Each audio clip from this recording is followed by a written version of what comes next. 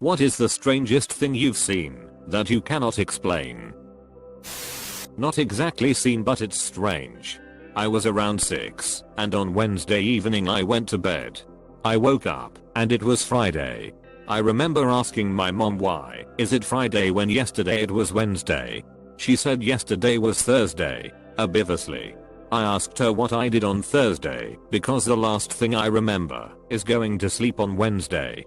She named some activities and I remembered none of that. I never found out why I don't remember the Thursday. Living in a dorm. No roommate. Night before 2-hour open book final. I put my book in the middle of the floor, so I'll stumble over it on the way out. The floor has nothing else on it. In the morning it's gone. I look all over the room. Can't find it. I think I'm hysterically blind. So I feel over every inch of the floor with my hands. Nothing. I go get a cup of coffee and come back. Still nothing. By now there's only 1 hour for the test. I go anyway and do the best I can. Naturally when I get back the book is in the middle of the floor exactly where I put it. Probably a prank. But how? I'm not that heavy a sleeper. Nobody took credit for it.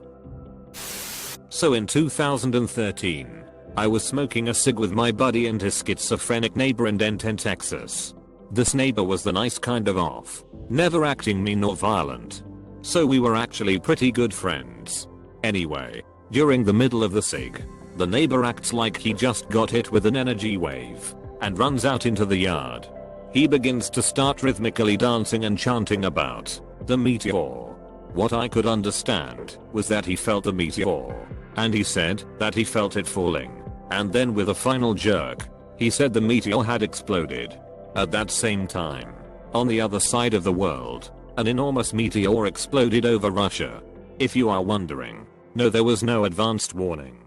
And yes, part of me does suspect that he somehow knew. It wasn't what I saw so much as felt. I was on my way to Petersburg, a small island in Alaska, but the runway was too foggy, so I had to stay in Juneau at a hotel for the night. Anyway, the next morning I was sleeping and had my hand dangling in between the bed and the wall, and I swear on everything I felt something grab my hand. It had a grip like a very firm handshake and it literally woke me up out of a dead sleep. I actually got up and checked under the bed and nothing was there. It was very weird. I saw a beer bottle dropped from a 13th floor window into bricks and it bounced. I was driving home from work on the back roads and was driving behind a car that was the same make, model, and year of my car, just a different color. Further down the road, we both get into the turn lane to turn left onto a long, straight road with open fields on either side. The car in front of me turns onto this road and I wait for a car to pass and then turn as well. It takes less than 5 seconds. However, when I turn onto the road, the car that had been driving in front of me was nowhere to be seen. This road has no turn-offs, and it's long and straight, so you can see pretty far ahead of you. The car had just vanished, and I still think about it today. I have a dash cam now, but I wish I had had one back then, because I question what actually happened that day.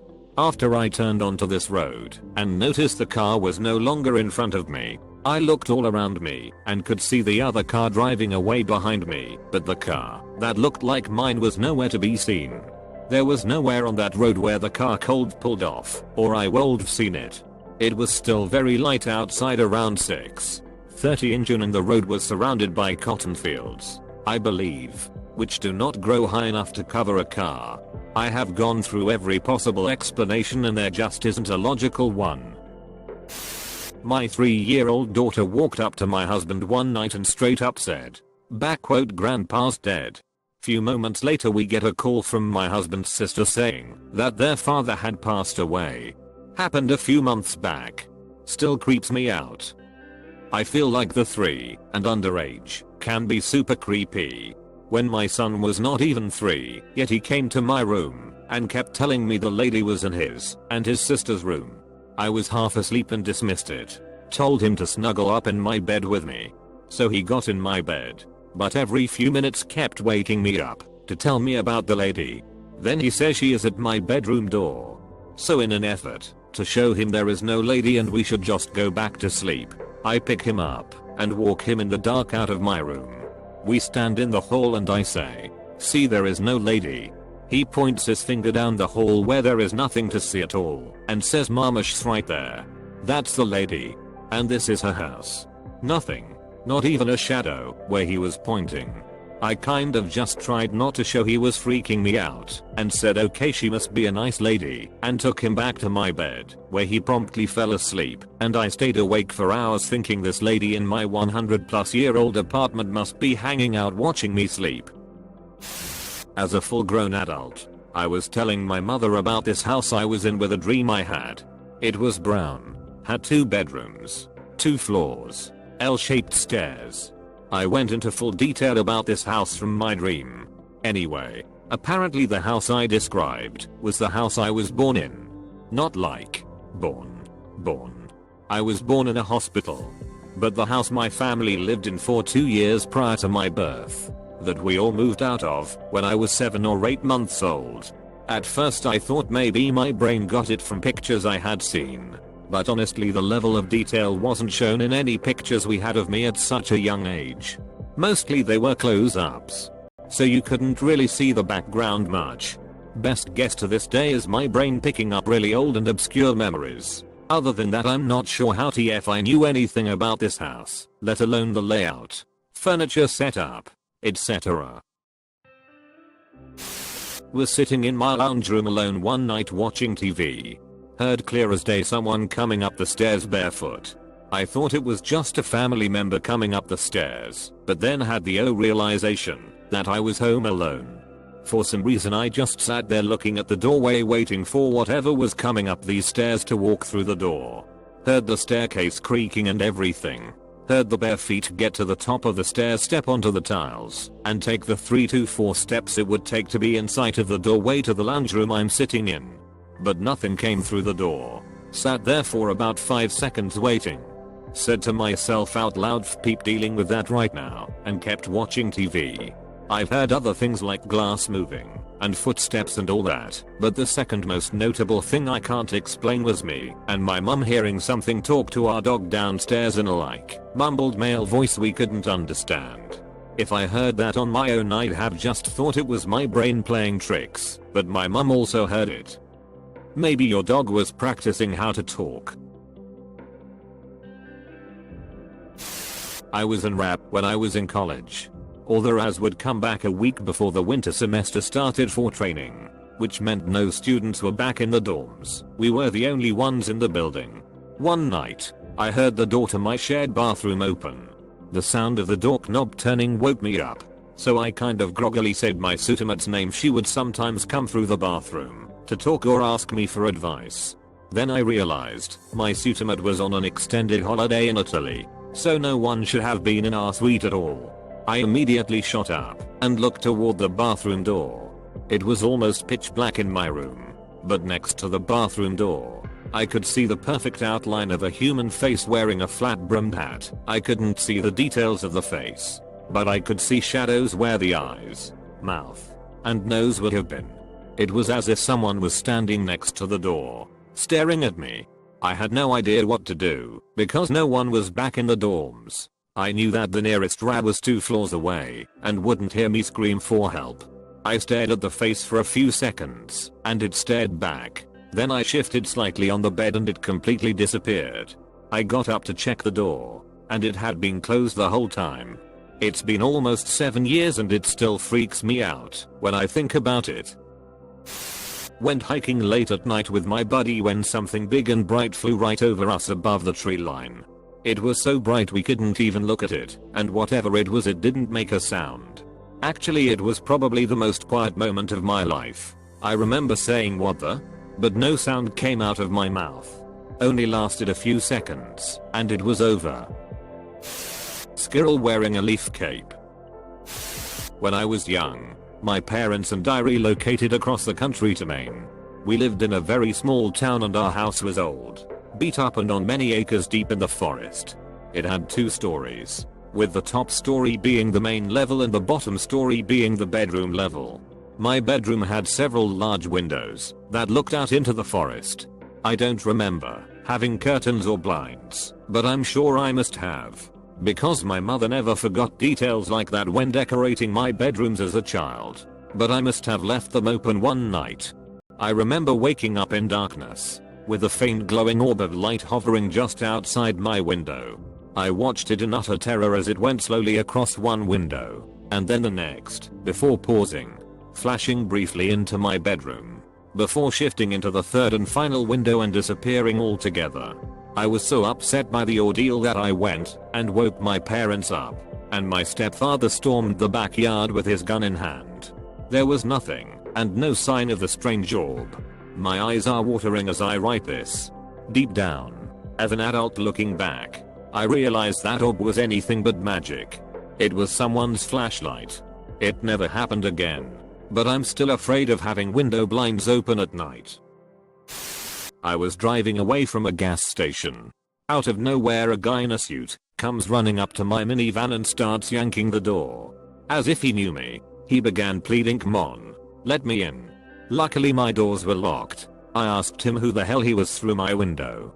He looked genuinely surprised that I wouldn't let him in. After I refused to let him in, his facial expression inverted, as if he just realized something horrible. He let go of my car, said something to the effect of, "You're one of them, aren't you?" Then he ran away behind the gas station and into the woods.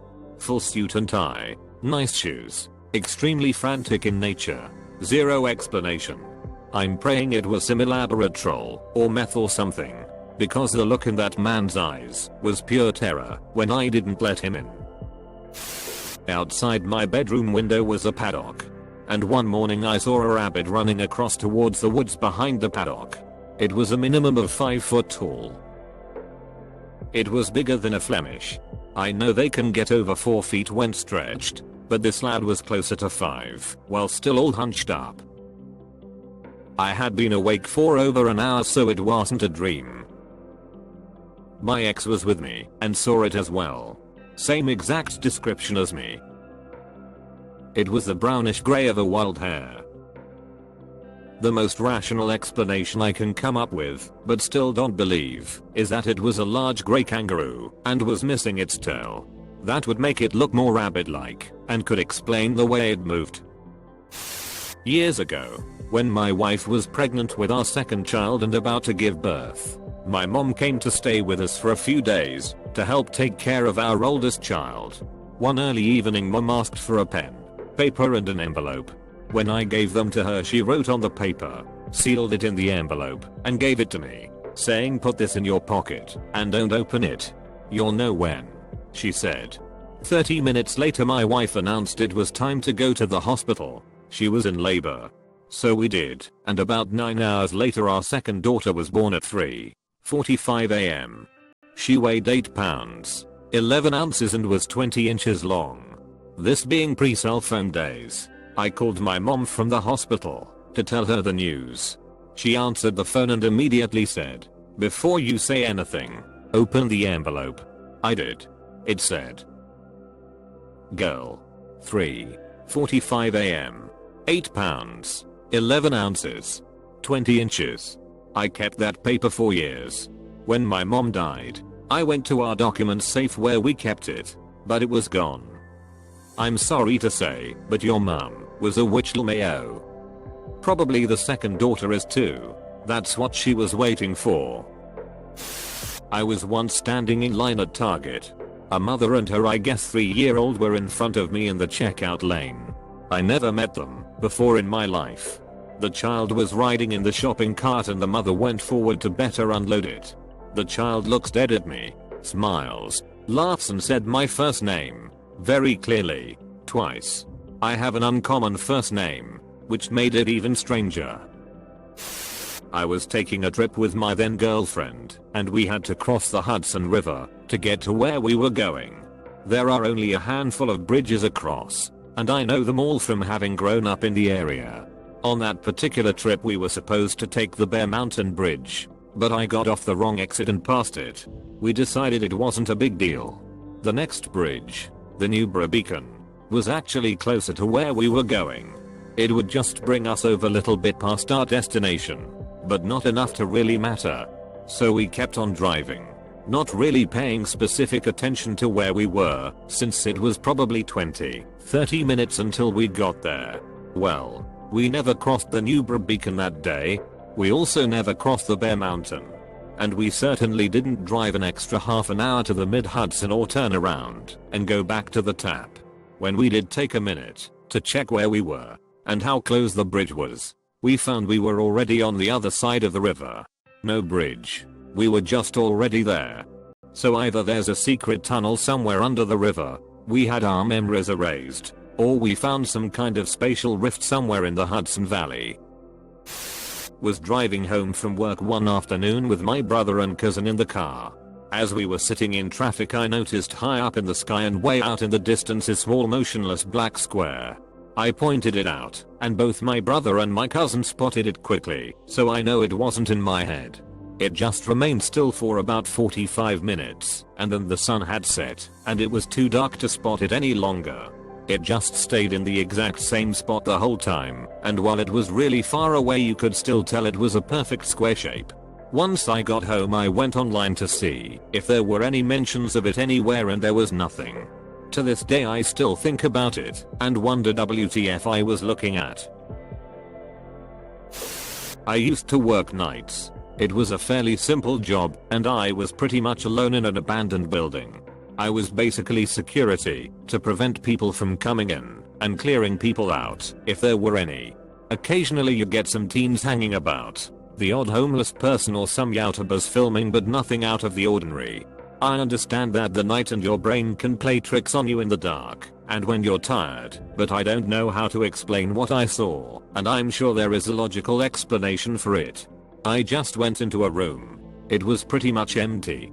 I saw 3 shadows on the wall, but there was nothing to explain how the 3 human shadows were there. It was just really creepy, and I got really bad vibes. So I just went out, and I saw a very tall, slim, not of this world figure on the other end of the hallway. So that was me done. I know there's probably a reasonable explanation for it, but it was certainly unexplainable at the time. My dad, sister and I all saw something that wasn't an animal and wasn't human.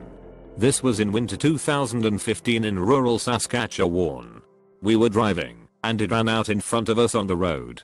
It was so fast it was a dark blur, but we all agree we saw long gangly limbs like a deer, but it had human looking arms and legs. We still talk about it. 4 Amish men in a room counting money with a money counter, while simultaneously weighing out my ounce of weed. Just wasn't what I was expecting.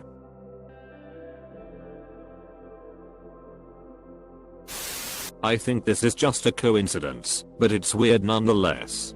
I can summon, I don't know a better word for it, a boy to message me. It's one specific boy who was a close friend when we were 12 to 13. Once we left to go to high school, we kinda lost touch. I think about messaging him sometimes, and usually within 10 minutes I'll get a message from him. It's really bizarre, and it only happens with this one dude. Once we didn't talk for a year, and then he messaged me randomly after I thought about reaching out.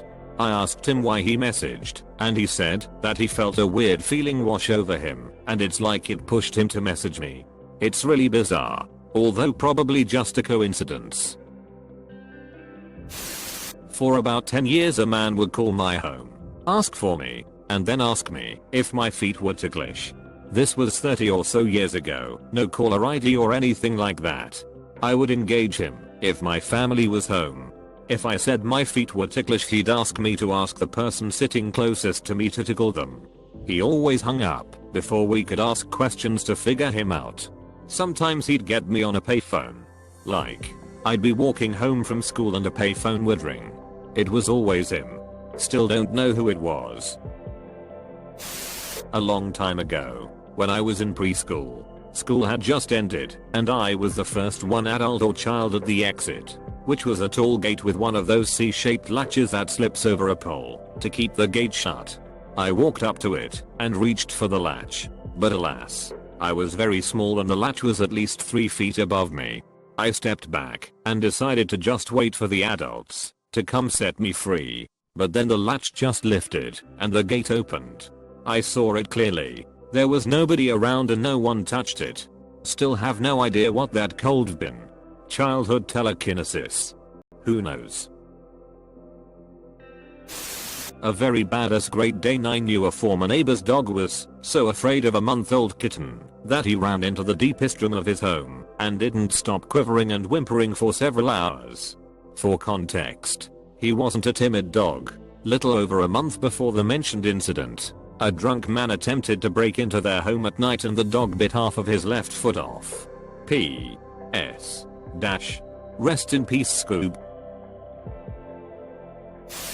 I once saw someone who looked and dressed exactly like me, with my mannerisms and posture, standing outside a pub I had visited only a week earlier around the same time in the evening. He was finishing a smoke and went back inside a few seconds after I'd been able to notice and get a good look at him. I smoked at the time as well, so it was something I'd have been doing. Not sure if I saw a glimpse of my own past from a third-person perspective or what, or if I just have a twin somewhere in Dublin.